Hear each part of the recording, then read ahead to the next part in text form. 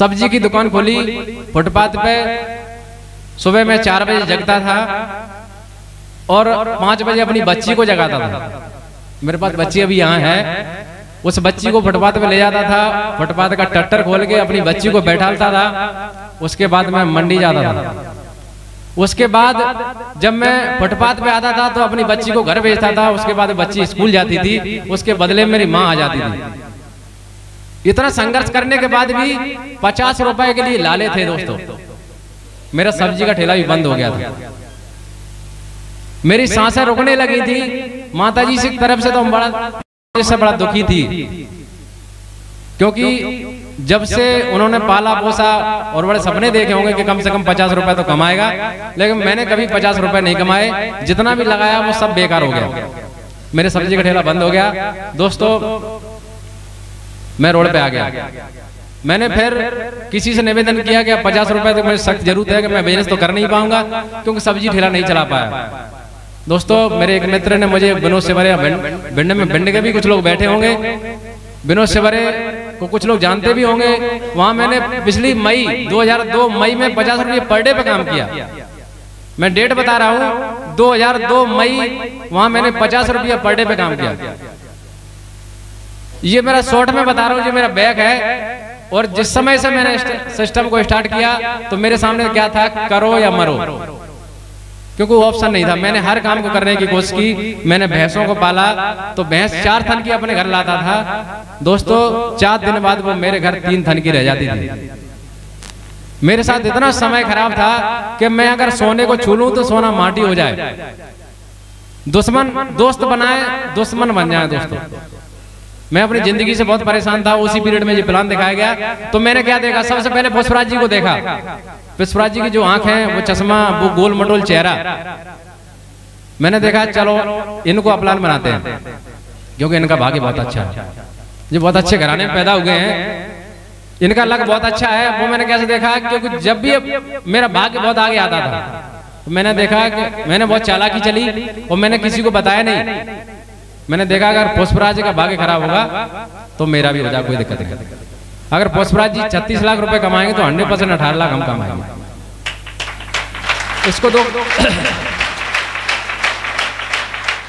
इसको देखते मैंने ज्वाइन कर लिया दोस्तों। अब फील्ड में जब मैं गया तो फील्ड में तो बुरी हालत, क्योंकि मैं सब्जी बेचने वाले के पास नहीं गया। मेरे कुछ लोग भी यहाँ बैठे हैं जिनके पास मैं गया था दोस्तों। मैं एक डॉक्टर के पास गया और मैं पुष्पराज जी को लेके, तो पुष्पराज जी गेट पे ही खड़े रहे। हम अंदर गए, उन्होंने बैठा ला और बातचीत की। जब 36 लाख का प्लान हुआ तो उन्होंने देखा, उन्होंने कहा हरि सिंह गड़बड़ है। मैंने क्या गड़बड़ है? उन्होंने कहा या तो तुम पागल हो या फिर हम पागल हैं। उन्होंने कहा जी प्रैक्टिकल में नहीं चलता जी, कॉपी पे चलता है। दोस्तों मैंने उनसे कहा कि कोई दिक्कत नहीं, तुम तो ऐसा करो 6615 मुझे रुपए दे दो, मैं तुम्हारे लिए काम करूंगा। तो मालूम डॉक्टर साहब ने क्या कहा? डॉक्टर साहब ने कहा था कि 10,000 रुपए तो हमसे ले जाओ, सब्जी की दुकान फिर खोल लो। दोस्तों जब मैंने अपने घर में प्लान देना चालू किया तो हमारे पड़ोस में पढ़े लिखे लोग थे, शायद गुप्ता जी, मैं नाम ले रहा हूं, वो MSc टॉप थे। जब उन्होंने बात सुनी तो वो मेरे थोड़ा विरोध में रहने, उन्होंने 36 लाख रुपए जे कमाएगा तो क्या हम गोबर डालेंगे? सारे पढ़े लिखे लोग हमसे ऐसे कहा करते थे। दोस्तों मैंने पीछे नहीं देखा और मैंने दोस्तों 2 महीने के अंदर, भले ही मैंने 200 लोगों को प्लान दिखाया, इससे कोई लेना देना नहीं है, मैंने 2 महीने के अंदर मोबाइल मेंटेन किया। और दोस्तों मोबाइल मैंने साइकिल पे मेंटेन किया। और सबसे पहले मैंने मोबाइल की वो जगह मारी, वो रेड मार दी कि लोग यहाँ टांगने की जगह अंदर रख लेते थे, दिखा नहीं सकते थे, क्योंकि सब्जी बेचने वाला मोबाइल मेंटेन कर रहा है। उस समय सर मैंने मोबाइल मेंटेन किया। दोस्तों उसके ठीक थोड़े दिनों बाद मैंने, उसके ठीक 2 महीने बाद मैंने बाइक खरीद ली। कुछ लोगों ने कहा यार सब्जी बेचने वाले की क्या औकात होगी, 10-50 हजार रुपए कमाएगा और बंद कर देगा। धीरे से मैंने दोस्तों गोल लगाया और 2 महीने बाद मैंने गोल लगाया कि मैं फलानी तारीख में कार खरीदूंगा। तो सबसे पहले मालूम मेरी माँ को भरोसा नहीं हुआ था। हम लोग ऐसे बैठते थे 10-50 लोगों के बीच में, तो मेरी माँ क्या कहती थी मालूम है? ज्यादा ऊंचे मत उड़ो, जी 15 साल शादी हो गए, इसको कभी तूने कपड़े तक नहीं लिए हैं, बड़ी बड़ी बातें मत करो जी, आसान काम नहीं है। मतलब जहां तक है, मतलब उसको भरोसा नहीं था और मैं गोल लगा चुका था। मैं जिस दिन कार लेने गया था ना, उस दिन भी उन्हें भरोसा नहीं था। जब मैं शाम को घर गया था तो 1 बजे अपने घर पहुंचा था दोस्तों, मैं अपनी कार लेके, तो सबसे पहले मेरी माँ निकली थी। जब माँ निकली थी तो माँ के मैंने पैर छुए थे, कार उनके कदमों में थी। तो दोस्तों मेरा और मेरी माँ का गला रुंध गया था।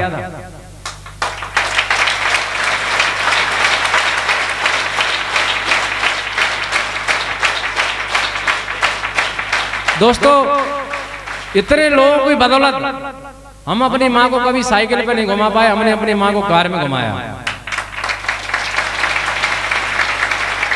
जो माँ कभी सोचती थी कि ये तो अभागा है, ये कुछ करेगा नहीं, ये तो मेरे लिए बोझ है, जी पैदा होने से पहले क्यों नहीं मर गया, वो माँ आज देखती है और बैठी भी है, देख रही है कि उसका नाम कितना रोशन हो रहा है।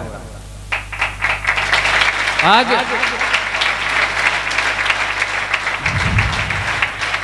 दुख तो मुझे इतना इस बात का है कि काश मेरे पिताजी आज होते और वो देखते, महसूस करते कि हाँ मेरा बच्चा कुछ कर रहा है। और ग्वालियर जैसी बड़ी सिटी में, जिसको मैंने कभी ढंग से देखा भी नहीं था। दोस्तों सब्जी बेचने वाले की क्या सोच हो सकती है?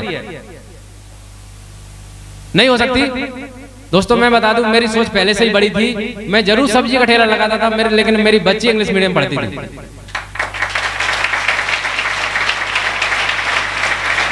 लोग हमसे पूछते थे क्या तुम्हारी सोच ऐसी थी? तो मैं बताता हूँ, मेरी बच्ची आज 12 साल की है और जब वो 2.5 साल की हो गई तभी मैंने इंग्लिश मीडियम में स्कूल ज्वाइन करा दिया था। पड़ोसी ने विरोध किया था कि ये दूसरे के घर जाएगी, क्योंकि मेरी बिरादरी में ज्यादातर लोग बच्चियों को इंग्लिश मीडियम में नहीं पढ़ाते। मैंने वहां पढ़ाया था। दोस्तों मैंने कभी कल्पना नहीं की थी कि मैं आज इतने लोगों के सामने बातचीत करूंगा, या इतनी इतनी बड़ी हस्तियां, जी हस्तियां पूरे इंडिया को हैंडल करती हैं, वो आज मेरे पास बैठेंगी, मेरी बात सुनेंगी या मेरे ऊपर अपना हाथ रखेंगे। जी सिर्फ इन्हीं की देन है, सिस्टम की देन है। दोस्तों अगर मैं ताकतवर होता है या मेरे अंदर कुछ ज्यादा क्वालिटी होती तो शायद कि मैं थोक की दुकान कर लेता, सब्जी का थोक विक्रेता होता। मेरे अंदर कुछ भी नहीं था, मैं एक आम आदमी था। सिर्फ मेरी बड़े बनने की सोच थी और वो बड़े हम सिर्फ सिस्टम के माध्यम से बने। दोस्तों मैंने ये महसूस किया है कि गरीबी में पैदा होना आदमी की बस की बात नहीं है, लेकिन अमीर होना आदमी की बस की बात है। यार सिंधिया के घराने में पैदा क्यों नहीं हुआ? गरीबी तो मेरे हिस्से में आई है। सिर्फ यही बहाना लेके घर बैठे रहते हैं कि गरीबी तो मेरे हिस्से में आई है, मेरे पिताजी कुछ नहीं कर गए, मेरे पिताजी नहीं थे, मैं तो बुरी बिरादरी में पैदा हुआ हूँ, मेरे लोग एजुकेटेड नहीं है। ये सारी की सारी बातें झूठी है। आपको देख के लग रहा होगा ना, मेरी सफलता का रास्ता कहीं से भी नजर नहीं आता था कि मैं कहीं सक्सेस हो जाऊंगा। जब मैंने स्टार्ट किया तो कुछ लोगों ने कहा 2 नहीं बनेंगे, हमसे कहा था कि 2 नहीं बनेंगे। तो मैंने उनसे कहा कि भाई तुम्हारी एजुकेशन क्या है? तो उन्होंने कहा MSc। पिताजी क्या करते हैं? मैंने पिताजी हमारा हेड मास्टर है। तो हमने उनसे कहा था कि तुम सबसे भिंड में सबसे ऊंची बिल्डिंग कौन सी है, उस पर कूद जाओ। क्यों? क्योंकि तुम जमीन पर बोझ हो, तुम्हारा जीवन नहीं बदलेगा, क्योंकि तुम 2 लोगों को नहीं ला सकते। तुम तो मुर्दों से भी गए बीते हो, मुर्दा भी 4 लोगों को लेकर चलता है। तुम तो सिर्फ खाने के लिए आए हो, सिर्फ खाने के लिए इस धरती पे आए। धरती तुमसे बोझ महसूस कर रही है कि ये बोझ है, ये कुछ कर नहीं सकता। दोस्तों अभी उन्होंने कहा था, अपने यहाँ के राष्ट्रपति, उन्होंने कहा था कि जो लोग सपने नहीं देखते वो लोग कहीं ना कहीं सामाजिक अपराध करते हैं। ये सही बात है, क्योंकि 2000 रुपए कमाने वाला आदमी, 4000 रुपए कमाने वाला आदमी क्या अपने भाई को कुछ दे जाएगा? बच्चों के लिए कुछ कर जाएगा? पड़ोसी और समाज और देश के लिए क्या कर पाएगा? छोटी छोटी बात पे झगड़ा करेगा। उन्होंने कहा कि अगर आदमी को बड़े सपने देखना चाहिए, और बड़े सपने साकार करने के लिए दोस्तों युवाओं को मेहनत करना चाहिए। कुछ लोगों ने कहा कि यार 6,000 रुपए 6,000 या 8,000 रुपए में मर जाएंगे क्या? मैंने कहा ज्यादा है। उन्होंने कहा जी तो पैसे ज्यादा हैं। तो मैंने कहा जी 6,000 में पान का ठेला भी नहीं खुलेगा। 6,000 रुपए में 6,000 रुपए तुम्हारे गिर जाए तो कोई सुसाइड करना पड़ेगी? आप बताओ कितने लोग हैं इसमें 6,000 रुपए गिर जाए कि सुसाइड हो जाएगी? और बिजनेस के पर्पस से पान का ठेला भी नहीं खुलता। कुछ लोग सोचते हैं यार पता नहीं बिजनेस सक्सेस होगा कि नहीं, भविष्य इसका है कि नहीं। तो मैं दोस्तों बता दूं, पैसा कमाने के 2-3 ही तरीके हैं। एक तो नौकरी लोग मानते हैं, दूसरा बिजनेस मानते हैं, तीसरा जमीन मानते हैं। दोस्तों मैं बता दूं, जमीन बढ़ नहीं सकती, बढ़ सकती कोई भी नेता ऐसा देश में नहीं बचा जो नौकरियां आपके घर पे आके बांटे। दोनों ऑप्शन आपके बंद हो गए। रही बात बिजनेस की, तो बिजनेस 70% सैचुरेशन है और सैचुरेशन रहेगा। जो तीनों रास्ते आपके बंद हो जाते हैं। और दोस्तों मैं ये भी बता दूं, जितने युवा हैं और ये कॉलेज भी बंद नहीं होंगे, वो कोई आदमी डिग्री लेना भी बंद नहीं करेगा। इसलिए हमारा भविष्य सिक्योर है। जी जाएंगे कहां?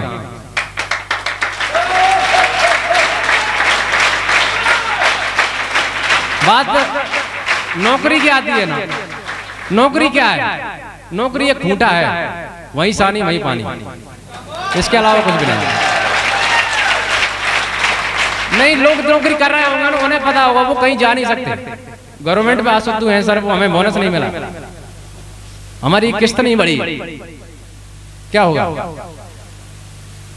आज का युवा क्या, हमारे पिताजी क्या सिखाते हैं? बेटा तुझे नौकरी करनी है, क्योंकि समाज ने मान्यता नहीं दी है नेट मार्केट को। मैं बता दूं, मैंने लाखों रुपए कमाया, लेकिन कोई भी योग्य आदमी मेरे घर नहीं आया और उसने ये नहीं कहा कि बेटा ये मेरे बच्चे का भी फार्म भर लो। लेकिन शिक्षा कर्मी की नौकरी की अगर जगह निकलती है तो मालूम है पंच से लेकर मंत्री तक नाक रगड़ी जाती है। और मंत्री से क्या कहते हैं मालूम आपको? कि जो 40,000 रुपए और जो मैंने अपना बच्चा आपको गिरवी दे दिया है, आपको दे दिया है, आप जो चाहें वो करें। कितना मिलता है शिक्षा कर्मी की नौकरी? लेकिन मेरे पास नहीं आया। आज हम ये दावा कर रहे हैं, आज नहीं सुने, क्योंकि समाज ने जब जब उन्नति की बात हुई है तो बहिष्कार किया है। आज से अपन 40 साल पीछे चलते हैं, शिक्षा का विरोध करते थे लोग। हम घर हमारे कोई पुरजोर जाते होंगे गांव में तो क्या कहते हैं, जिस बच्चे को पढ़ाना है तो वो पिताजी क्या कहते हैं बच्चे को, मानो तो कि अगर स्कूल भेजेंगे तो भैंस कौन ढीलेगा, रोटी देने कौन जाएगा? सच्चाई है ना। और एक शानदार उपदेश देता था कि ज्यादा पढ़े तो घर से गए और कम पढ़े तो हर से गए। आज वही बाप अपने बच्चे को ग्वालियर पढ़ा रहा है। क्यों? क्योंकि उसके समझ में बात नहीं थी कि शिक्षा ऐसा मंत्र है जिससे हम हर चीज हासिल कर सकते हैं। दोस्तों आज हमारी जो उन्नति है वो हमारे निर्णयों की वजह से है। हमने अपने भाई को पिताजी की कमी महसूस नहीं होने दी। मैंने जब सब्जी का ठेला खोला था दोस्तों, तो मैं अपनी सब्जी के ठेले से अपने भाई को नजदीक से नहीं निकलने देता था। मैंने अपने भाई को यहाँ ग्वालियर से इंग्लिश से एमए कराई, क्योंकि मैं जानता था मुझसे लोग जो कहते थे तो अनपढ़ आदमी, यही मात खाता था।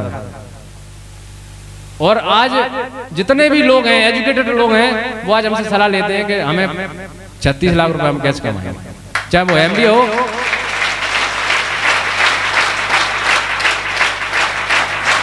चाहे वो इंजीनियर हो। आज हम सारे लोगों को देखते हैं एमबीए की हवा कितनी निकली, 5,000 की औकात है। और बी करने वाले तमाम लोग यहाँ बैठे भी हैं, तो उनकी वैल्यू 3,000 से ज्यादा नहीं है। हम तो खुला चैलेंज करके कहते हैं कि भाई अगर आपको आना, जीवन मेरा बदल गया है, अगर आपको बदलना तो मेरे साथ आ जाओ। अगर बच्चे बोर्डिंग में पढ़ाने हैं, माँ बाप को सुख महसूस कराना है, तो मेरे साथ काम करना होगा। नहीं, जिन्होंने पैदा किया है उनके लिए कुछ नहीं कर पाओगे। ये सच्चाई है दोस्तों। बातें तो मेरे पास बहुत कुछ हैं। आपने रानी लक्ष्मीबाई दुर्गावती वो नहीं देखी, हमने सिर्फ किताब पढ़ी है। लेकिन दोस्तों एक ऐसा सपूत जन्ना और उसको इस तरह समाज में चमकाना जो एक सामाजिक कार्य कर रहा है वो किसी लक्ष्मीबाई से कम नहीं है।